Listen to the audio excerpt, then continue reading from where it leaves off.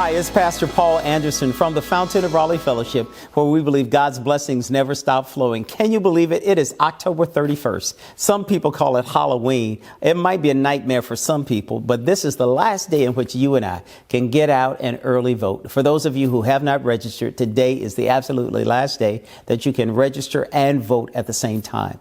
And if you miss that, that means if you're already a registered voter, you have Super Tuesday to get out to vote. Please be very mindful of the dates and the times that you can vote, and please govern yourselves accordingly. And we're just so grateful that we're finally getting to that last day of what we might call early voting. We've had record number of people to get out and vote. And so please exercise your privilege and your right to get out and vote. Let's take a look and see what God has to say in his word. On today's date, we begin to focus on a passage out of Joshua, the second chapter, the 15th through the 24th verse. It's a very powerful passage because this is the passage that talks about how Joshua sent out the spies to check out the city. Now, they find themselves, as they're going to check out of the city, that there's word that they're out there and all of their quote unquote fearful enemies are coming after them. They find themselves right on the wall of the city. Well, you see, in those days, all of the cities were fortified with a wall. And right on this wall was a house that belonged to a woman by the name of Rahab. Rahab basically had what you would call a house of hospitality. It was her job that she, as well as those who were part of her business, they gave refuge to those who needed. And so in this particular situation, Rahab found herself in an awkward situation. Her place of business was right on the city wall. It was located there because it was a place for men who were passing in and out to very easily slide in and slide out without too many people knowing. It was attached to the wall, so you can very easily climb over the wall and be out of the city, or climb into the wall and then be in the city. And so what she does is something that's so powerful. She hides these spies, the spies who went out to check out the land to make sure it was the land that God had given to them. And so it is so interesting and it's so amazing because this woman that we read about in the Bible by the name of Rahab, she was a woman who was involved in a business that did not have the best reputation around, but she did something admirable. She did something noble. She hid the spies in her home. She made sure that nothing happened to them. And because of her doing this, God does something powerful for her.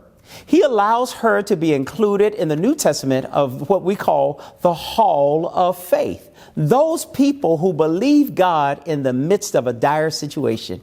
None of us ever know where our place of refuge might come from. Too oftentimes, you and I, we begin to make our own assumptions of people and what God would do with them and how God will use them in history. This becomes a very clear opportunity for us to see how God uses people that we don't even think God will use. I hope you and I, my brother and my sister, that we'll begin to think about how we should stop prejudging people and let God do what he does. God uses Rahab to hide these spies, to get them safely in, get them safely out the city, and go back and give word. And notice she and all of those who were part of her business, they were spared when the conquest came. You and I need to ask God to spare us, to make sure that we're safe, to make sure that we have put our faith and our trust in him. Today, some of you might be dealing with very awkward situations. Some of you might be fearful of next week. Some of you might be fearful of the days ahead. I want to remind you, God has a place for you. God has a place of refuge for you. He promises that he will lead us. He will guide us. He promised us his hand of protection would be all about it. I want you to take an opportunity to read the text, and you'll see some insights in it that you may have never seen before. Until the next time, God bless you, and we'll look forward to seeing you tomorrow in Sunday morning worship at the Fountain of Raleigh Fellowship, where God's blessings never stop flowing.